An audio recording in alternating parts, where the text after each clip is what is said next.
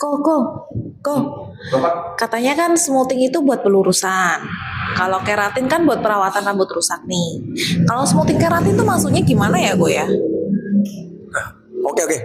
Kayaknya lagi rame bahas smoothing keratin nih kayaknya sekarang ya. Oke, aku jelasin satu persatu ya. Smoothing adalah proses kimia yang kita lakukan untuk merubah tekstur rambut yang awalnya bergelombang atau keriting menjadi lurus sehingga mudah diatur ya. Sedangkan keratin adalah sejenis protein yang dibuat secara buatan yang menyerupai protein yang ada di dalam batang rambut kita. Nah, kita kalau bedah secara langsung rambut kita, 90% total dari seluruh rambut kita itu semuanya adalah protein, yaitu keratin itu sendiri. Nah, keratin ini yang dibuat tujuannya adalah untuk menutrisi bagian batang rambut kita dengan keratin buatan atau keratin sintetis yang dibuat yang memang khusus diproses untuk merawat rambut. Nah, sekarang pertanyaannya, smoothing keratin itu apa? Smoothing keratin atau slick keratin ya di tempatku itu adalah jenis pelurusan yang melibatkan keratin di dalam proses pelurusannya.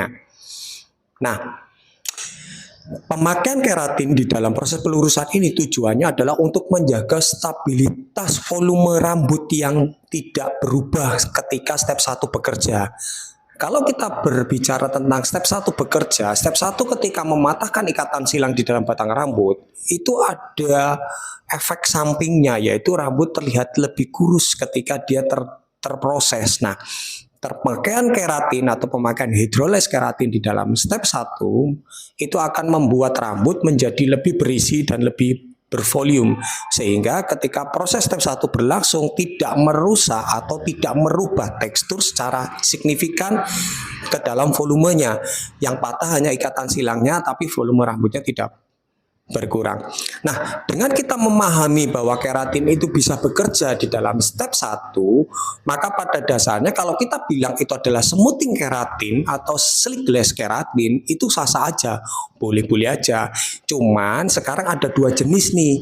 Yang satu merubah tekstur, yaitu slick keratin atau smoothing keratin. Nah, dan yang satu tidak merubah tekstur, yaitu hanya merawat, memberikan protein ke dalam batang rambut tanpa merubah teksturnya.